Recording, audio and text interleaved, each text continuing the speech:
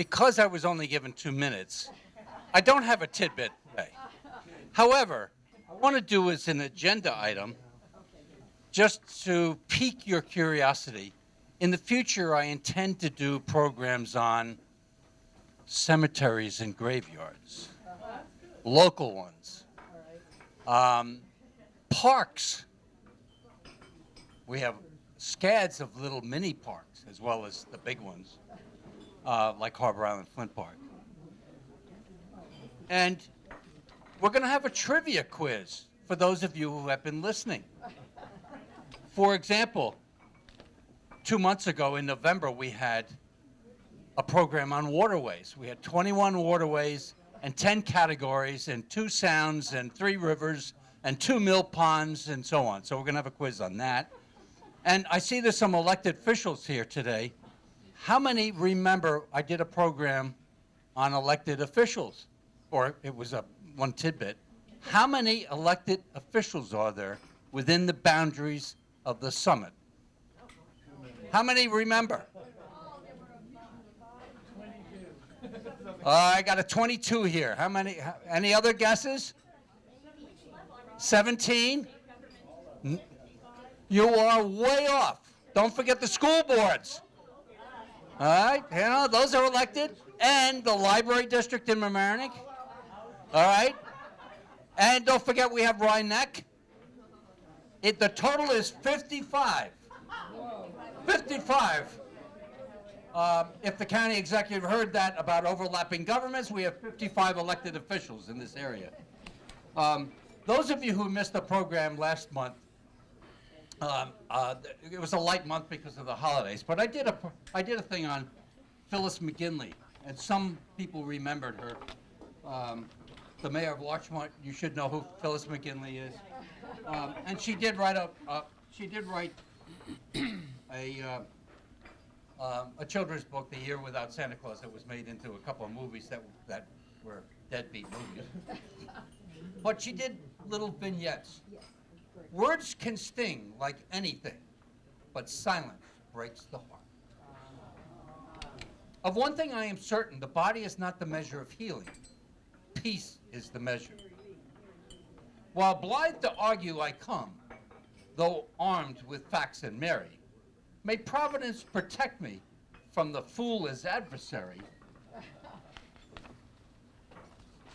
whose mind to him a kingdom is where reason lacks dominion, who calls conviction prejudice and prejudiced opinion. Here's a cute one.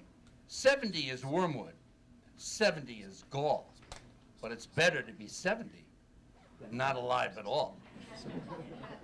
I leave you with another poem. And today we hear that the schools may be closing at 1 o'clock, that there might be a little white stuff later on. And this is a poem, a first poem by a 7th grader.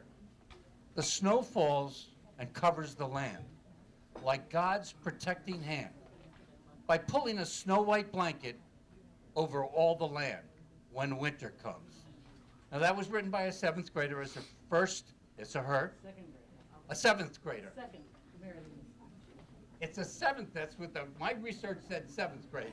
And don't say the answer yet. Okay. But that was written by a 7th grader who is a local resident, but is currently not in grade school. Does anybody else, other than Liz, know who it is? It is the official poet laureate of the village of Mamaroneck and the town of Mamaroneck, Mary Louise Cox, written in 1935. Thank you very much, and I'll see you next month.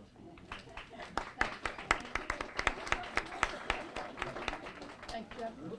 Thank you very much. We always introduce ourselves so that our speaker and everyone else knows who's here and what they represent in the community. So we're going to do that right now. Elaine Chapnick, president of the local summit. Amy Winkler, resident of Mamaroneck. Shirley Hilton, village of Mamaroneck. Lynette C., local summit board. Sabrina Fiddleman, local summit board. Doris Block, local summit board. Ira Block, I'm a member of the planning board of the town of Mamaroneck. Michael Gottfried, resident. Lauren Gottfried, resident. Jeff Megat, Summit Board and LMC-TV Board. Maura Carlin, resident, and the local live LMC-TV and LMC-TV board. Melinda Lehman, local summit, and the Larchmont Mamaroneck Hunger Task Force. Larry Thal, Town of Mamaroneck. Harold Wolfson, local summit committee. Janet O'Connell, local summit board and at home on the sound board. Hi, Nancy Seligson, Mamaroneck Town Supervisor. Kay McCarrick, resident. John Gitlitz, Summit Board and Hispanic Resource Center. Talk straight into the mic. Robert Sanger, local resident. Elizabeth Sanger, Summit Board and Human Rights Committee. Mike Rosenbaum, resident.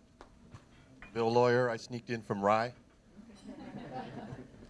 Harmon at home on the sound. Larchmont Museum. Penny Oberg at home on the sound board.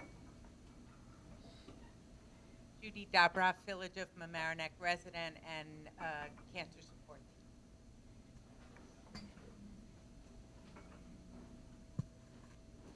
Kay Francis Richards, Summit Board, Human Rights Committee. Bill Crawford, I'm the pastor of the Larchmont Avenue Church and also on the Hispanic Resource Center board. If I may, I rise to just show before you a flyer for what's happening as we begin our centennial year at the Larchmont Avenue Church. It's a Charlie Chaplin Not So Silent movie night at our church. And so there's flyers going around. I'm very glad to shamelessly give this plug. And in the best spirit of Charlie Chaplin, I'll keep silent after this. But I do hope you could join us. It will be February 8th. It'll be a blockbuster kind of event. And please come. Thank you. Mary Lee Berridge, Summit Board, Women's Club, Human Rights, and the money person. Please don't forget me. It's just $8. Very, very proper amount. And please sign. And give us your email if you're new. Thank you. And welcome, Mr. Good morning, Carolyn Pomerantz. I'm on the board of the local summit. Oops, I'm sorry. LMC-TV and the League of Women Voters, both county and local. Steve Gutman, resident. Emily Hoffner, resident. David Keys, Summit Board and HRC Board. Good morning, Catherine Park. Good morning, Janet DeMacy, Center for Continuing Education and Summit Board. Good morning, Christy Derrico, Judge, Village of Mamaroneck. Morning, Ann McAndrews, Mayor, Village of Larchmont. Doreen Cashel, Summit Board, Don Bosco Workers. Jane Oran, Community Counseling Center and newly Summit Board. Stan Futterman, Mamaroneck School Board. Emmy Lou Sleeper, Realtor, at home on the sound. Paul Lennon, Larchmont resident, member of the Swim Across America Committee. Phil Nobley, Mamaroneck Review. Bob Hayden, Summit Board and at home in the sound. And I'm going to turn the meeting over to Bob now.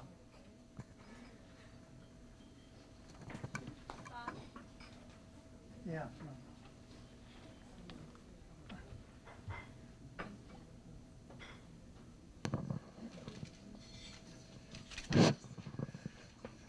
We're very pleased to welcome County Executive Rob Astorino and his associate, Ned McCormick. And we especially appreciate you coming with, I guess you got chains in your car, but let's hope you don't need them before you leave. Briefly, Rob was the first elected county executive in November 2009. His message for a successful campaign in that year was tax relief and streamlining county government. He was reelected this last fall. His public service goes back to the age of 21 when he first served as a member of the Mount Pleasant Board of Education. He also served as the board's vice president. He served 12 years as a councilman on the Mount Pleasant Town Board, including 6 years as deputy supervisor. And in 2003, he was elected to the Westchester County Board of Legislators. Before taking office as county executive in January of 2010, Rob had a long career in the radio industry.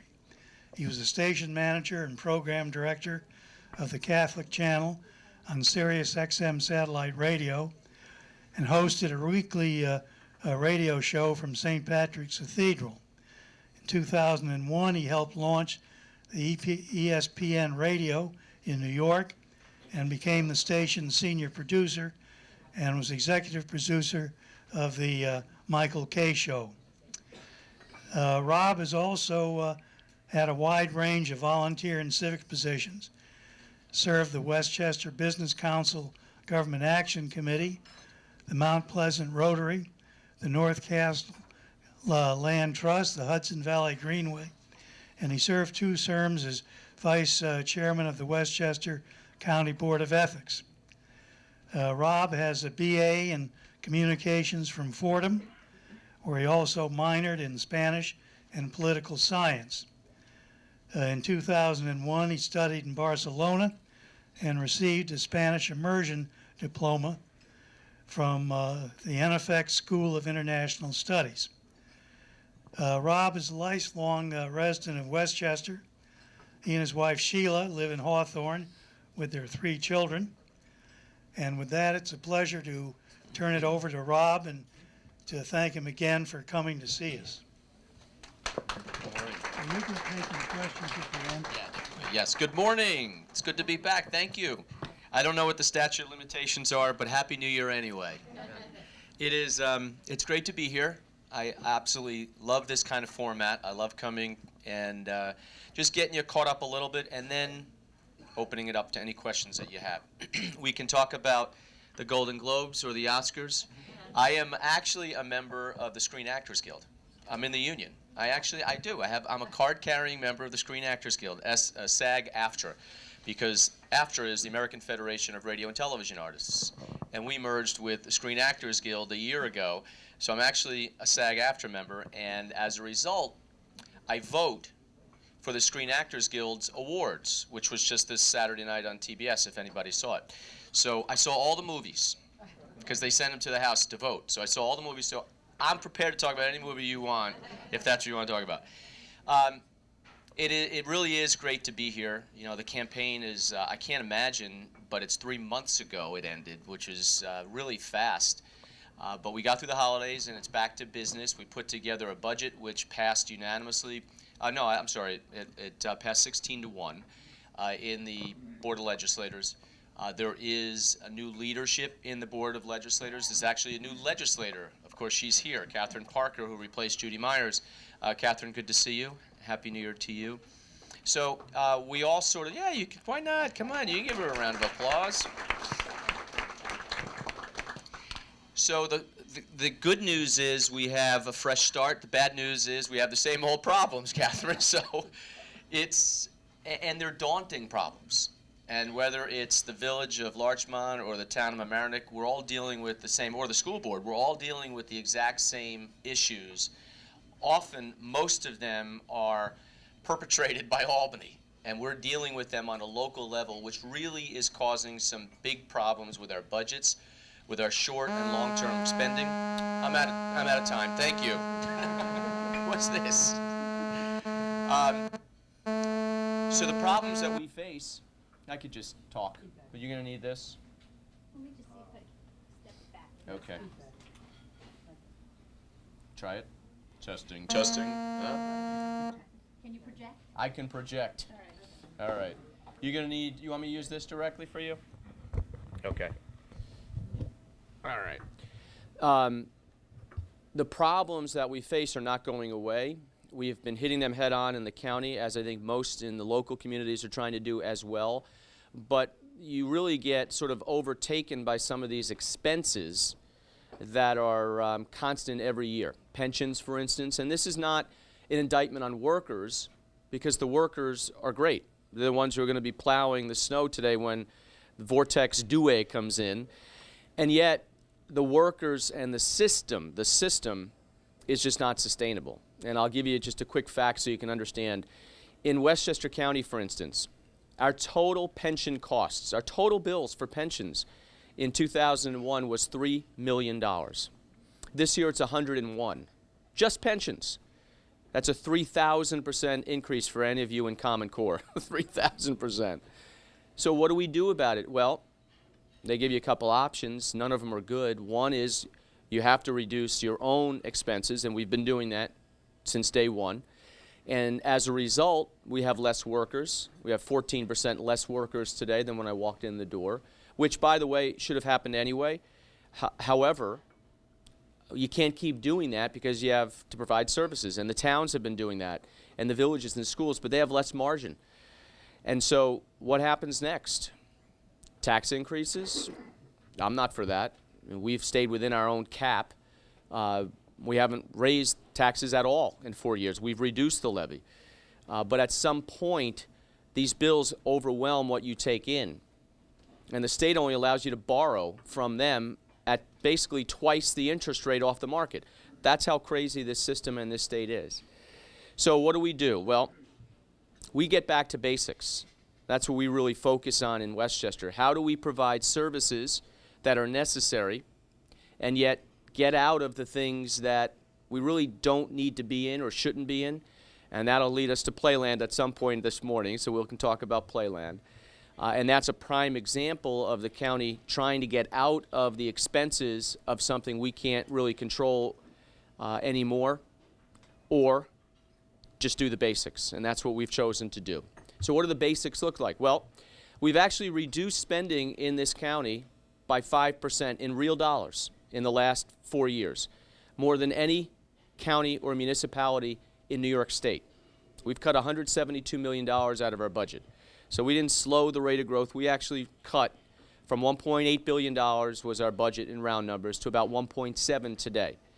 Not easy work, by the way, because you get these tidal waves of expenses and you have to find what works and what doesn't so you still have good services.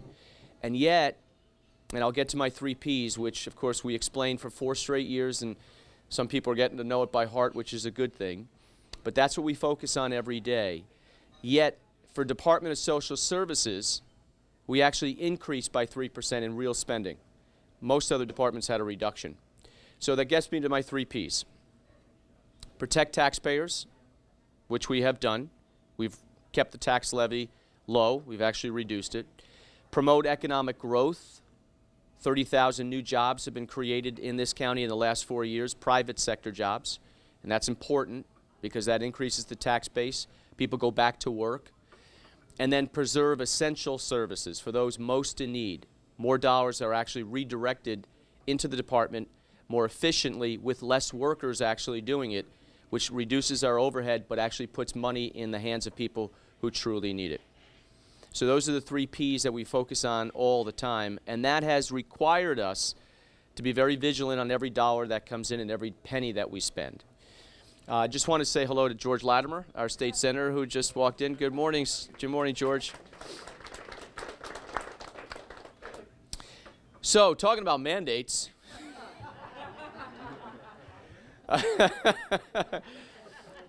So, as we were beginning to talk about the unfunded mandates that as a county and as municipalities, we are creatures of the state.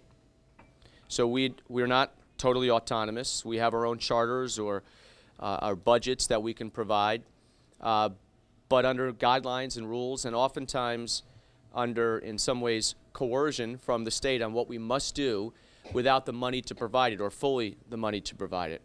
And as a result, that makes it a lot harder on a local level because we don't have controls over the costs, and yet we get the bills that we must pay. That's been our biggest beef. If you're going to force us to do something, let us do it our way on a local level where we could actually control the costs in the program as opposed to one size fit all. And that's what we continue to lobby in Albany about, and we will continue to have a loud voice That's why I'm using this megaphone as county executive in any way I can. I mean, we are a large county, perhaps the most influential county in New York, outside of New York City, clearly. So we should be using our voice. We should be using the size of our population to get our voice out, to effectuate the changes that we need in Albany, which clearly will hurt or help all of us together.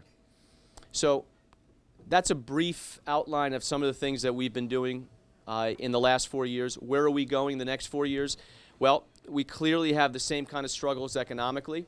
We're not out of the woods yet in this economy. Clearly things are picking up a little bit. Our sales tax is up.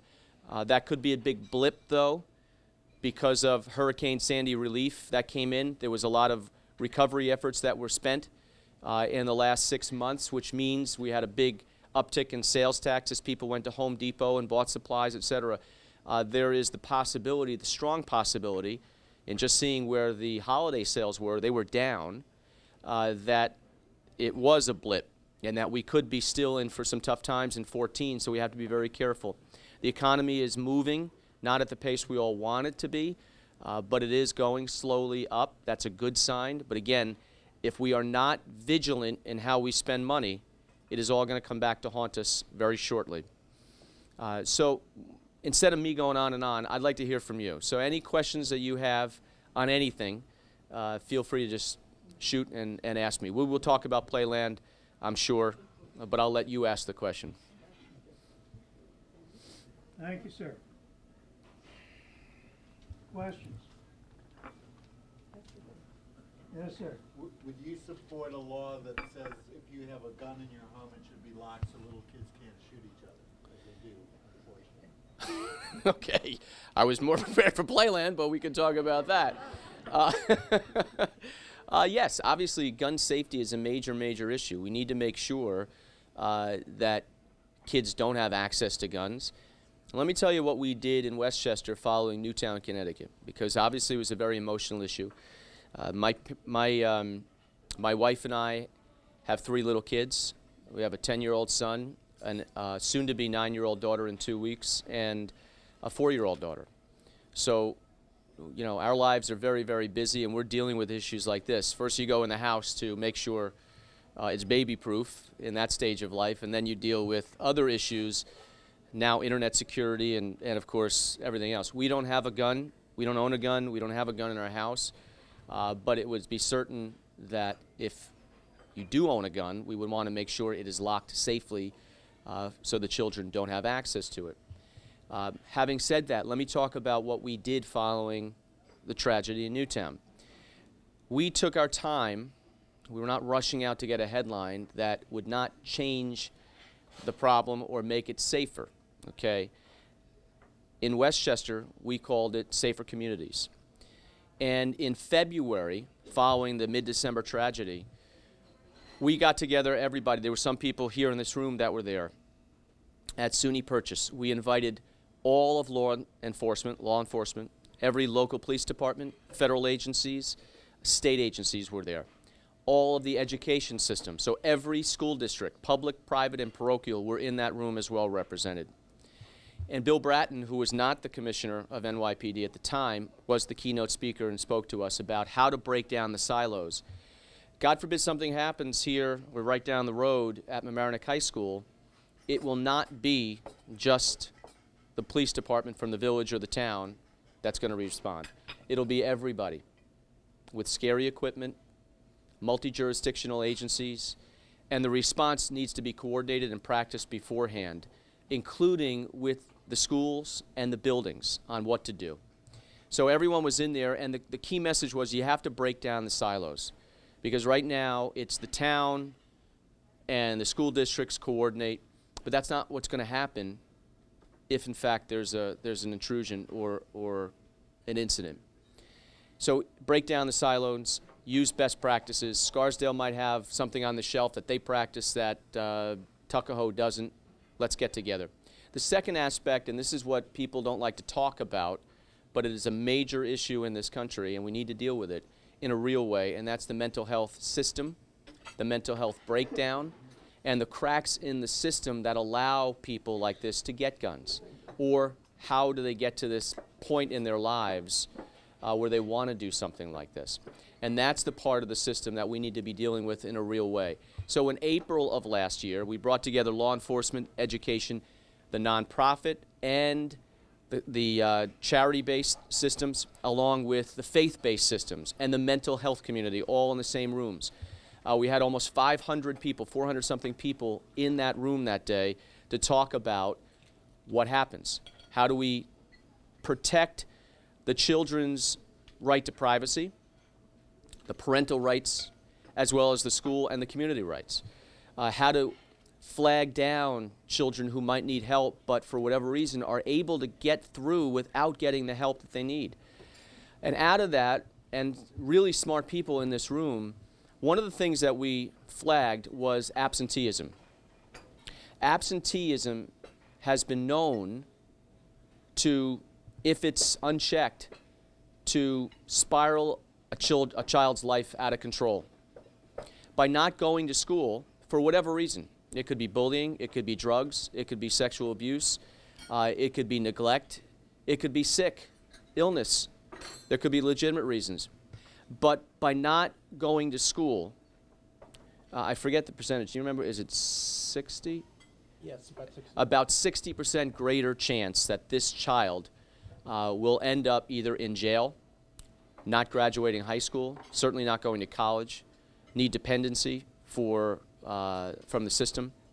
So that's an area where we must start attacking. And Yonkers Public Schools, Mount Vernon Public Schools, the county, we're working together to start identifying students for whatever reason are not going to school, chronic absence, and dealing with those issues with their parents and guardians and teachers. That'll have a much better benefit for these kids as they go on. We also attacked violence as an illness and had the CDC up. The director of violence was there, violence prevention, and said, how can we deal with this? Violence can be treated as an illness. How do we deal with it? So we attack these issues head on, not a short-term solution. This is something long-term that we've put into place that will help forever. And the other thing is, how do we deal with schools and campuses and the safety of those buildings and the safety of those children and teachers if and when something happens? Yes, ma'am. Oh. After 10 years of none, that is a great stress to many of us. And knowing that 40% of gun sales across the country can be very definitely, possibly are illegal or not registered. Where are you? Why would you have done that when you have such concern on one level you spoke about, but bringing back after 10 years? Okay. The gun show in and of itself is not the problem. And we're going to balance out what the rights are of people as opposed to what we need to do to make sure our community is safe. And that's what we looked at. There are two issues here, a lot of different issues here. You're clumping into one, and we can't clump them all into one. The loopholes that were in gun shows have been closed, and we were the first to do it. We said if you're going to come in, then couple things. Number one, there will be not only uniformed police officers, but also undercover inside and outside the county center. We work with the ATF and the FBI. Every dealer that came in, and most of them were gun shop owners from Westchester or the surrounding areas. You will have background checks on everyone that purchases something in there. There will be no sales ever permitted outside of any of these security zones. There will be immediate arrests, and everyone signed that. Now, what happened, and Governor Cuomo at the same time permitted gun shows in state facilities. What happened was the protocols that we instituted at the county center were then adopted by the state and were applauded by Gabby Giffords and the Attorney General Schneiderman, because those then were put in place for the rest of the state. So we were well ahead of the curve and found that balance between what can happen with regard to sales, and we acknowledged that, and made sure that those were closed. So we were ahead of the curve on this. Yes. Let me ask a question before we, with respect to the affordable housing situation, I gather there's litigation still going on, and I'd like to know what the risk is in terms of losing grants if this thing keeps dragging out. Let me reverse that. The risk might be to accept the money going forward. And I'll tell you why. The federal government has, and as you know, and we objected vehemently, the monitor looked at communities and found that there were some communities in Westchester, in his view, that had exclusionary zoning. And Mamaroneck was one of them. And we objected vehemently to that, as did the town. And they have since been taken off the bad list, if you will. The problem with this settlement, which of course predates me but goes back to 2009, is that it is so open-ended that the federal government continuously tries to make up new terms to this agreement, and as such continues to put new rules and objections, and we are going to do what is in the settlement and not what they continue to add on to it. So let me tell you where we are right now. The settlement requires us to build 750 units of fair and affordable housing. By the end of 2016, we have to spend at least $51 million doing that. And if we don't meet these annual benchmarks, which increase every year, the county will be significantly fined each month that we're not in compliance.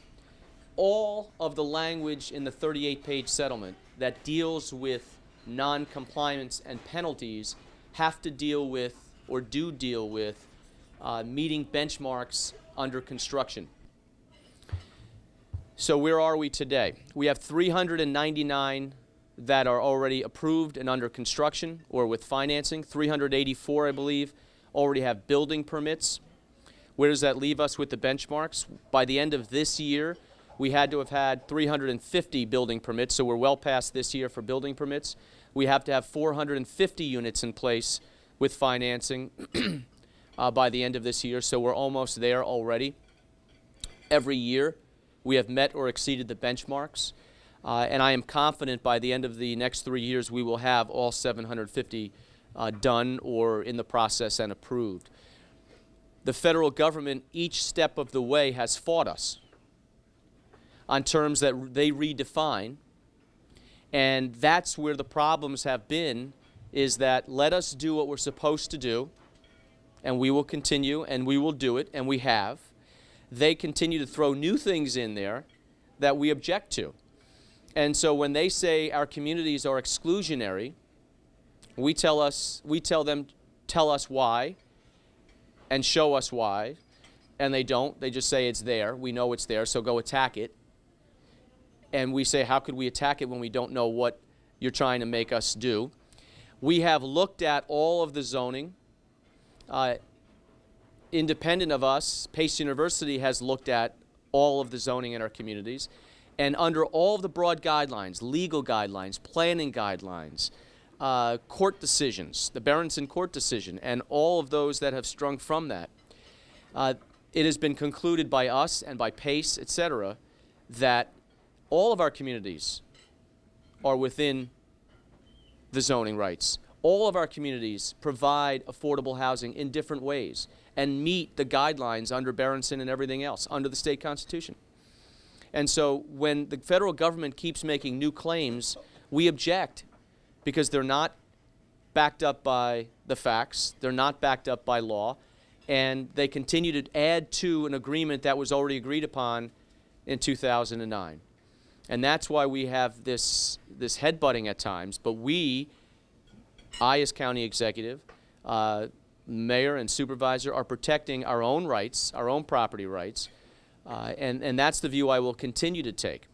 Now, when I said the money, the federal government has said if you don't change the facts to say that you have communities that are exclusionary and then force them to change it either at will or through the courts, then we will take back the federal grants that we have promised you in your communities.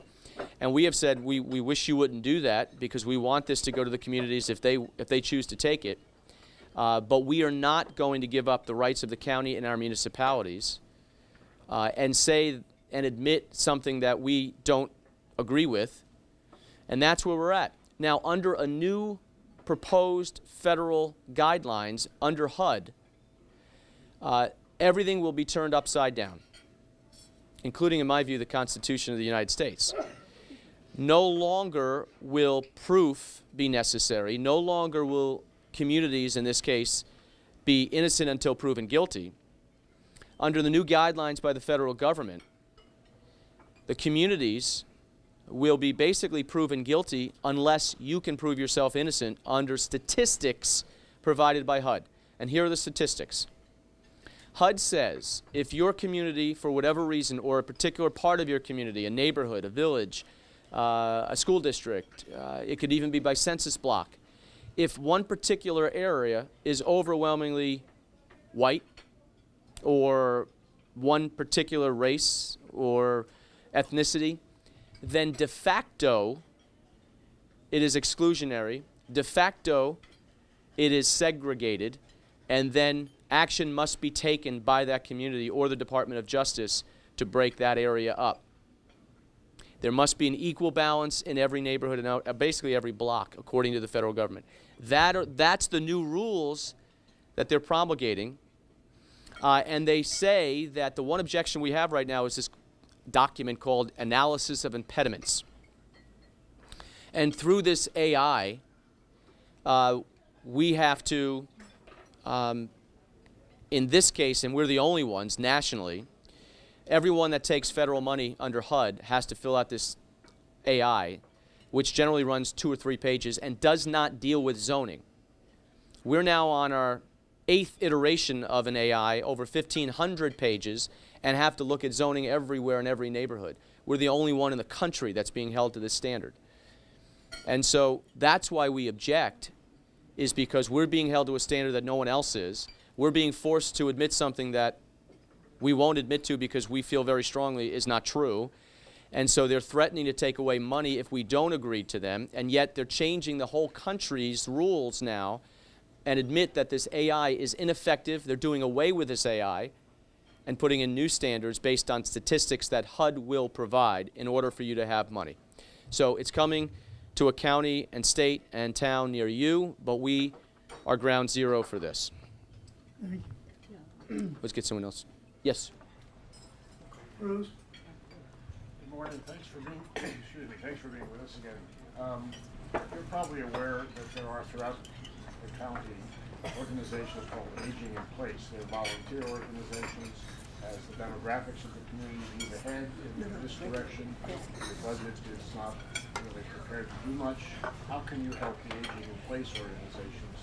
What can you do to strengthen that volunteer movement to enable people to stay in their communities? We're already doing that. Our senior services commissioner, this is one of her big things, and it's I think it's great. Livable communities is what we call it, and it's basically networks of neighbors helping neighbors and organizations helping neighbors. What we have found is that for the most part, people would like to live, as you're saying, age in place, they'd like to live in their own homes, as opposed to, and that's not true of everybody, sometimes based on physical conditions or desire, maybe for company, you might move into a senior living or some other facility. But some people would like to live in their own homes that they raise their kids in and feel comfortable there. And so aging in place sometimes gets more difficult because you have physical challenges. And there's sometimes issues with isolation. And so this program would allow neighbors helping neighbors. And what we found is that, the biggest obstacle to aging in place are taxes. On a fixed income, seniors can't afford to live in their homes anymore. And so that's one of the reasons they sell to get income to live for the next 15, 20 years or whatever it's going to be. But they would prefer to live where they raised their family. And so it could be small things. It could be, you know what, I don't like to drive at night anymore, so I need help in picking up some groceries maybe, or going to the pharmacy. And so we can connect people in neighborhoods that want to just help with those kind of things that create a big burden for some, but are really pretty easy to solve and cost nothing. So Livable Communities is a big initiative. We've won national awards on it. In fact, May Carpenter, our Senior Services Commissioner, is going to be presenting to the United Nations on this issue and other issues we're doing in Westchester. So we're very proud of some of the services that we do provide, at very little cost, by the way. Let's see if we have others, and then we'll go back to you. Oh, did you? I'm sorry. Yeah, I'm somebody who strongly supports diversity in my own little community, and I support the justice of having everyone be able to So do I. be welcome anywhere. And I support the housing agreement that Spano did. The federal judge has said that, has called you intransigent. The League of Women Voters, the newspaper, everybody has said you're the one that keeps changing the rules. They're the ones that are reasonable. Why can't we just settle it reasonably and go on? Because justice is there, reason is there, the fiscal, money is better there. I really want to hear more from you. Sure. Well, you could ask the town of Mamaroneck if they think I'm unreasonable in defending the town against what I believe very strongly were wrong accusations against the town of Mamaroneck. And the other communities who feel just as, that they feel the federal government was being unfair to them as well. Just because the federal government says it does not mean that it's true. We are building affordable housing in this county and have for decades. And it's something that we've continued on our own in areas that are outside the settlement. I believe very strongly in affordable housing, but I also believe very strongly in the right of home rule under the Constitution of this state, in that it's not bureaucrats in Washington, D.C. who will dictate how Larchmont and Mamaroneck will be zoned and who lives where. And I feel very strongly about that, that the town of Mamaroneck, under its own zoning, can understand how best to develop its own town. And that's what I will continue to fight for as long as I'm in office. And I feel very, very strongly about that. It is not one size fits all. It is not some faceless bureaucrat down in Washington, D.C. in this massive building using statistics telling Westchester and all of its communities how it will develop itself. That, if you're for that, that's fine. I respect your opinion. I just very much disagree with it. But that's a completely false characterization. No. And It's lots not. of independent people have said that's a completely unfair characterization. Bureaucrats in Washington, blah, blah, blah. It's just not true. Well, okay. I will tell you this. The federal government has said to us, and it's in the settlement, that the county will sue, as an option, will sue its communities to break up zoning and to force their view on this. And I have said we're not going to do that. We're not anywhere near having to do that. We're already building the housing in these communities because we're working with our communities to do this. So what's wrong if it's working? What happens when we get to 750 units? Are we done or not? Do you think we're done? Or is this open-ended forever? I think we're done. In fact, I'm going to shut the lights off on this when we are done. The federal government says, no, this is about changing the world, starting in Westchester, and this is going to go on forever. Well, you know what this will do, too, by the way? It will increase your taxes to an amazing amount if we have to do their bidding and build housing everywhere. I believe very strongly in home rule. I would fight for our school districts to have that home rule. I would fight for our communities to have our home rule, not a complete federalization of everything that we do. That's why we have a constitution that separates the states from the federal government. And in the balance of power, the states are the ones that are supposed to have the right for local control. Christy. I have a comment and a question. Yeah. First of all, does this HUD issue deal with age discrimination as far as we've discussed allowing people to stay in our communities? And having served as a village attorney and sat on boards, as many people in this room have, that's one thing that you think of when you see opposition to multiple use dwellings. that might be a place that my mother would want to live in, or I might want to live in when I need to, get rid of my big house and don't have the kids living home. And you see this pushback to allowing those types of developments. That's one comment that I want to make. But the other question I have is, and I understand the comment that Ms.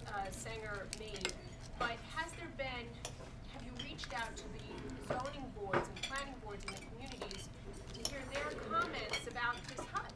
Because it seems to be somewhat of a disconnect between what you're fighting and what actually happens in a board meeting, when sometimes if you sit there, it's pretty amazing the opposition that can take place to things, and you wonder, are they aware that their actions in that room at a board meeting are part of this whole discussion that we're having? So has that been... Two good questions. First off, the seniors.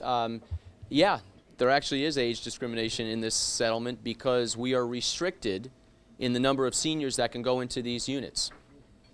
So out of the 750, we can only have 25% that can be filled with senior citizens. Let me also strike down what one side, and certainly the federal government, and I was shocked to hear the Deputy Secretary of HUD totally either misinterpret, and I'll give him a little slack because he was new at the time when he came in, maybe he hadn't read it, perpetuate that this is for local volunteers, our firefighters, our teachers, etc. Completely wrong. In fact, we are forbidden in the contract, in the settlement, to have any local preferences whatsoever in this housing. In fact, and here's what I object to, but we're doing it because it's in the settlement, we have to use our tax dollars to build the housing and advertise to people outside of Westchester, in New York City, etc., to compete for this housing in a lottery with our own residents. And I have a big problem with that. However, we are spending hundreds of thousands of dollars to advertise to those considered least likely to apply. But the complaint I hear the most from people in Westchester is, I want that housing. And I said, well, apply and you'll be in a lottery. Well, why can't I get preference? You cannot, because that is stipulated in the settlement. You are going to compete with somebody from somewhere else who applies. So do I object to that? Yes. I didn't have any part in writing this settlement or agreeing to it. It was done before I got there. But these are the practical matters where people, when they start understanding it, have some questions about. The second thing you asked is the reason why, for the most part, we've been able to get 400 units done without riots is because we're working cooperatively with each community, with each school district, with the developers to find locations. And there's not a lot of locations, by the way. Land is very expensive, if you haven't noticed around here. Taxes are very high, and there's not a lot of land. And so we're trying to find what's available, because we don't want to be held hostage either, because this thing can spin out of control very fast in how much we would have to spend for land. So we're trying to stay within the budget, find suitable properties, and build good housing for people who do need it. I'm going to give you an example. And who here thinks it's important to protect the watershed? The drinking water in the watershed? Okay. So do I. But let me tell you what the federal government's response was. Why are you not building on that green space, especially up in northern Westchester? And I said, well, it's watershed protected property. It's New York City's drinking water. There are no sewers. And their response was, so what? You got to build it there. This is the practical problems that we're dealing with. And so should we just give in and say, well, they know better? No. So should I stand firm and say we can't build there, we won't build there, because that's New York City's drinking water, that's our drinking water, that's protected property. So while I look obstinate in doing that, yes. Should I be doing it? Of course I should. And that's the practical problems we face as we try to get to 750 units on this. Nancy. Hi. It's a very complicated issue, this settlement. And there are areas in which I agree with Rob and areas in which I disagree or we do differently. But I have to say that the county has been very supportive of the municipalities in not only standing up for us, which is where I would actually differ with him, but really in supporting us with resources to look at our zoning and our housing options and encouraging us to work on finding options on how to meet the requirements of the settlement. And that has been very encouraging and very, very helpful and very supportive. I don't agree with what the federal government is asking for in this settlement either. It goes way beyond understanding of our communities. They do not understand our communities. They have looked at numbers only. So in the town, what we did is actually invite the monitor and the HUD folks in, and we have sat with them, we've toured them around the community, and we have explained to them how this community developed, how open it is, how we are very open to looking for fair and affordable housing. And we have changed our zoning and adopted a model housing ordinance to show them that we mean that, which is why we were taken off the list. I think there is another tone in working with them that might work better or might work differently, but it is a very difficult situation, and it isn't easy to just accept what they're saying. So I think Rob and I have different styles in how to approach it, but I just wanted to let you know that the county has been very supportive of the municipalities, and we appreciate that, and the requirements and requests by the government, I think are very disturbing for all of us. And let's take this for 1 second too, as so the monitor did his quote analysis and found that 7 communities and now 1 less with Mamaroneck. So of the 43 communities or 45 communities in this county, if we're down to 6, then I'm trying to figure out, and less are going to come off, if all of the communities are found to not have exclusionary zoning, does that not make our case? So, and yet they continue to move more aggressively in each thing. Now, let me talk about the tone for a second. Look, when I ran in 2009, I was absolutely opposed to this for these exact terms that I knew was going to come back to haunt this county and to make it almost impossible to succeed.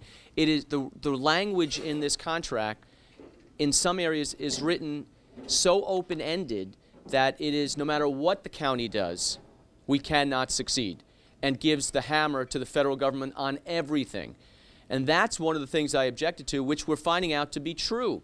And so from day one, I met with the monitor, continue to meet with the monitor, continue to talk to HUD. In fact, I have a conversation coming up with the Deputy Secretary of HUD again soon. So we continue to try to work through our problems. And everything they ask for, we give. Everything they ask us to do, we do.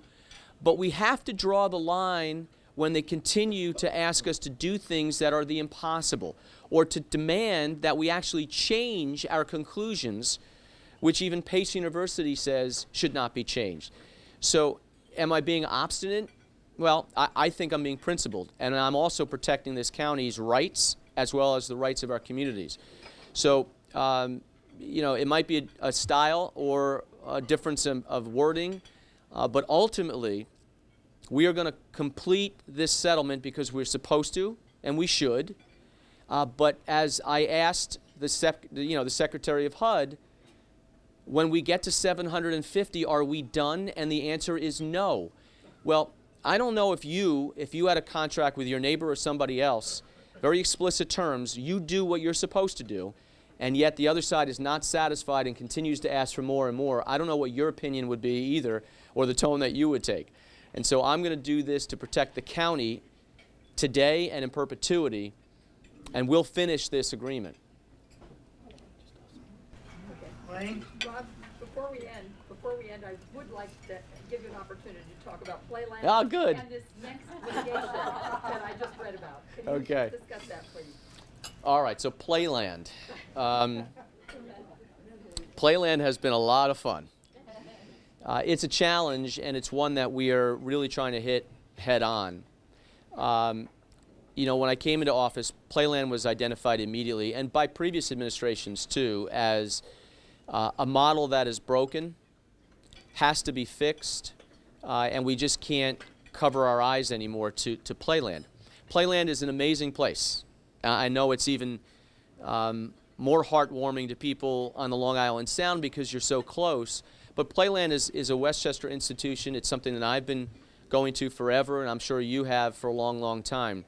But there's a difference when you walk in the door or through the gates at Playland, spend a day with your children or grandchildren, and then leave. To you, that was a great day. You paid some money. You had fun. The kids got stuffed with cotton candy and pizza. They had a great time. You go home. To me, or to the legislators, or to the county, it is a problem that persists that you may not see because it's all budgets. Playland loses about $3 to $5 million a year. And in good times, that should be unacceptable. But in bad times, when we're trying to find every nickel under the couch to pay the bills, it's unacceptable. And so I said from day one, we're going to fix this problem, and we're going to do it a little differently, because in the past, everyone just said, let's just figure out how to market it better, to add new rides, and keep the same losing model, which you pray for good weather. I don't care how many candles you light, it's not going to fix Playland. So what I said is, look, we need to make it a year-round proposition, bring the attendance back up, spread it out a year. The Children's Museum is now on its way. They have all the approvals they needed, so they're continuing now in construction and to raise money. We want to bring the professionals into Playland. One thing, and this is not an indictment on the county workers, but they are not equipped to run an amusement park. And we've proven that through the years. We don't have the resources necessary to put back into the park as a private company would. There is no profit motive, which you do need, I'm sorry to say. It is a profit venture there, or should be. It's not a passive park like the other 49. It's an amusement park. And so the fixed costs are real. The park has fallen down, and will take tens of millions of dollars of our money to fix it. Operating costs, union costs, all that stuff. What we want to do is bring in the professionals to run and manage the park, take the politics out of Playland, take the budget process out of Playland, let them invest tens of millions of dollars, and when and if they ever leave, we own it, you own it, it's our asset. We don't give up rights, we're not giving up property rights, we're still going to oversee it, but the day-to-day operations we're going to give up to private enterprise. So the plan is to break it up into zones. The amusement zone is where the amusement park is. We'll have some better rides, taking away some of the less popular rides, keeping all the great stuff, the historic rides, you know, the Kiddieland rides, the Dragon Coaster, etc. Where the pool area is sort of at an aqua zone to have some pool rides, you know, some water rides that the kids love, to make sure that on a year-round basis we can add restaurants or something where people, even on a day like this, would still come, not to go on a ride because it'd be closed, but to sit near the boardwalk and to see the beautiful Long Island Sound. And those are the kind of things that we want to do. The ice casino was really damaged during Sandy, much more damage than was even expected. And so that is in the process of being rebuilt. We expect by the spring, late spring, it'll be done. And we're hoping that that could be the first phase in this sort of transition to bring in Playland under someone else's control, that we could turn over the ice casino rink for day-to-day operations as the first step. It seems very likely that under the SPI model, Sustainable Playland, as the nonprofit overseeing it, the Board of Legislators, in my discussions with the new chairman of the board and the leadership and Catherine Parker, that they will look at this once more, as they have for 3 years, and come to a conclusion on final approval within the next 90 days, or actually less than that now. And so the transition hopefully will begin in the spring. We, the county, will oversee it for this season, and the expectation is that the handoff will begin in October of this year. Central Amusements, which runs Coney Island, redeveloped Coney Island for the city of New York, is doing an amazing job out there. They would come in and take over the amusement park section of Playland. This field zone, indoor field house, is not something that's going to be open 24/7. This is specific to the park. They're not going to be locker rooms there. It's not so people hang out.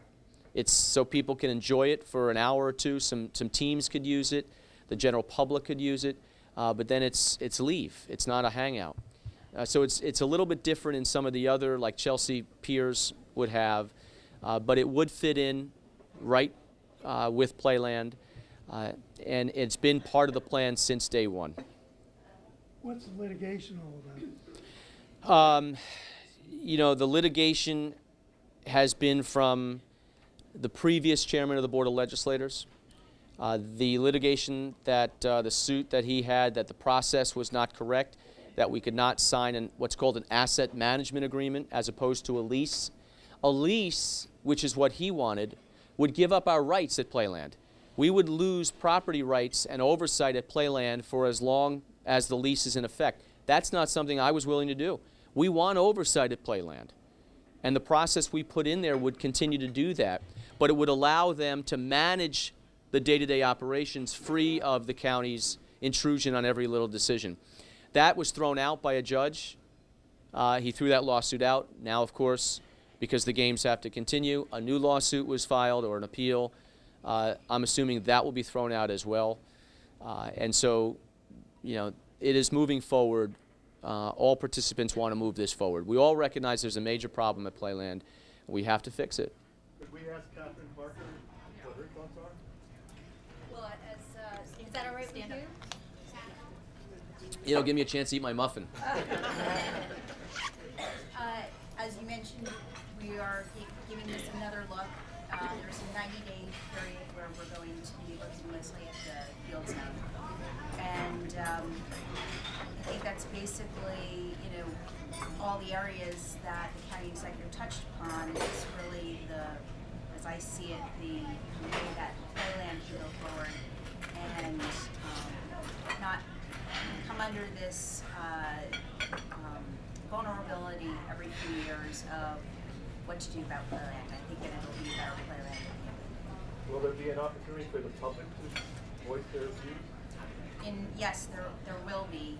We're trying to coordinate in Rye. There's a Playland advisory group, and I have spoken with the county executive's chief of staff. What we would do is hold a couple of public meetings in Rye where there would be somebody who would be representative of the administration.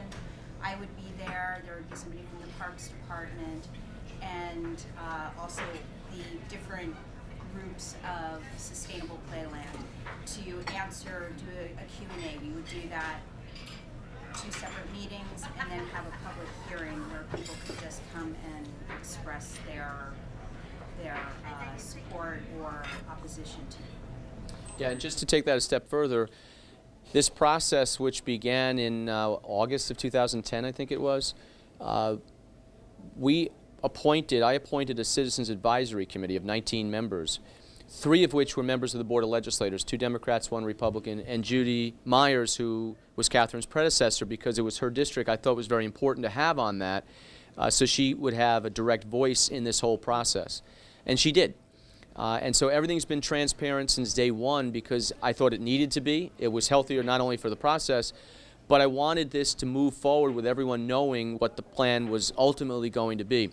That was approved by the 19 board committee. They felt it was the best of all of them. And so we're going forward with this. You know, it is so easy on anything that you try to make progress with. To fix any problem in government can be bogged down by a zillion reasons and nothing gets done. Playland has to be fixed. It has to be fixed. And it has to be improved, and it will be. And so, you know, we're now at a point where we're coming up on, shortly it'll be 4 years to do this, and a lot of study and a lot of transparency, a lot of public input, and I respect that process, but at some point it needs to move, and we're almost at that point.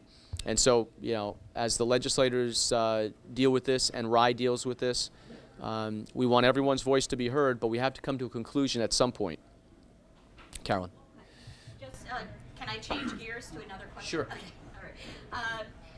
You know, not to bring back bad memories, but when you ran for office against Noam, the amount of literature that we got in our homes probably could be stacked to the ceilings, you know, or maybe even higher than my house.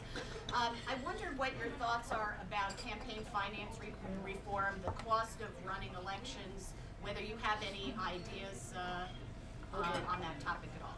I'm not in favor of public financing of campaigns. You can see what it's done in New York City. It hasn't done anything except move money around. It does not fix a problem at all. And in this day and age, I don't think the taxpayers should be financing when we have the necessities that we're trying to do too to finance campaigns. Now, just think about this. All of those under indictment right now will get your tax dollars to run their campaigns. That's right, under public financing. Also under public financing rules in New York City, they set the rules on who can debate. They set the rules on even minuscule things as a candidate is not even allowed to wear a lapel pin for their photos, even an American flag. I have a problem with that. I think the system, as ugly as it is sometimes, is still very good. There are warts in the system. I think the ethics rules and those kind of things have to be strengthened.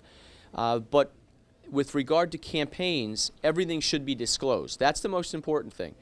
You know, the governor is going around right now talking about potentially public financing. He has an opportunity, or has had an opportunity since he's been talking about that, to prove it can be done by putting it in place, at least for himself. And yet, if you look at the $33 million he's raised, 0.6% of that is from people giving less than $1,000. Everything is about $10,000 to $15,000 to $25,000 contributions. Now it's open, at least everybody can see it, but you can't say and push for one thing while you're doing another. But public financing is not something I necessarily agree with. It just shifts the problem. It doesn't correct the problem. Elephant in the room. Are you going to run for governor? Where's that elephant? You know, look, I think whether I run or not, what is very, very important to me is, and the problems that we face as a county or as school districts or towns and villages are all the same. The Stop Albany that I joined and sort of created with the business community, with our school boards and school districts and superintendents of schools and communities is a bipartisan effort to really make sure that A, people understand what these unfunded mandates are doing, what the consequences are, and the effect they have on your property taxes. Because 85 cents of every dollar that you send in tax levy to the county goes up to Albany for just 9 of their programs. So we are funding, we are the ATM for Albany's programs. So they get an income tax, and then they get sales tax, and then they get your property tax. And mortgage tax and everything. Yeah, I can go on and on. And so to the extent that I can use my position as county executive and as the president-elect of the County Executives Association of the state to try to make some changes, I will do that. You know, will I run? I honestly don't know. It's a process. It's something that is nice to be included in by people around the state, including a lot of Democrats. You know, this is a tough county. This is a tough room. But 49% of this county are registered Democrats. 24% of this county are registered Republicans, similar to the state. And yet, you know, when I ran in 2009, I got elected by a big margin, and when I just re-elected by a 13-point margin. So I'm proud of what we've accomplished in many ways a bipartisan way, and we'll continue to focus on the economics because that's very, very important. And to the extent that we could say, here's what we did in Westchester, and here's what I think you can do in New York State, because the problems in New York State have not been solved. They're getting worse. Unemployment is a lot higher in New York State than it is in Westchester. And so to the extent that we can at least move ideas forward, I will do that. So that's a yes? No, that is a definite maybe. Yes, sir. Will you take one more? Sure, sure. One more. Only if it's an easy one. It's always the last question. Flooding. Any comments on flooding? Flooding? Flooding happens, and boy does it. Certainly in this side of the county, we've worked very well with our towns and villages on the Long Island Sound area, working with George and others to secure some state grants as well. Flooding is not going away. What we have done is put our efforts working with the communities to identify what they feel are the most important, because there's a million projects that people want, not a lot of money to go around.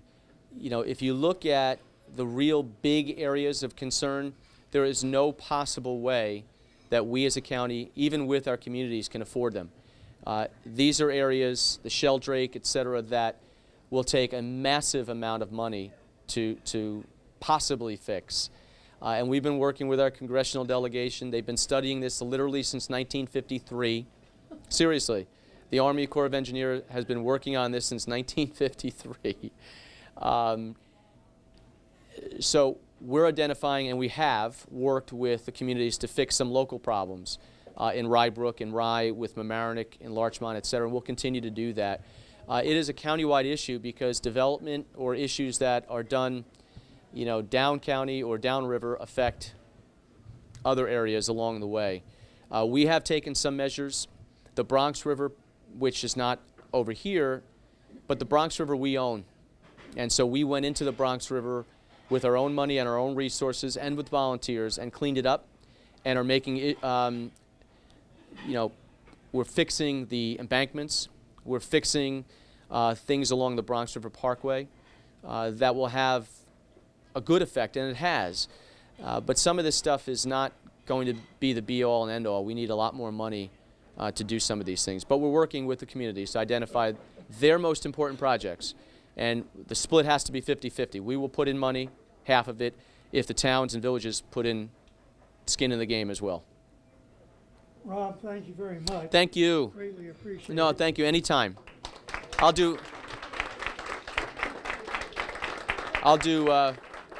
go anywhere for a free muffin, so whatever you need.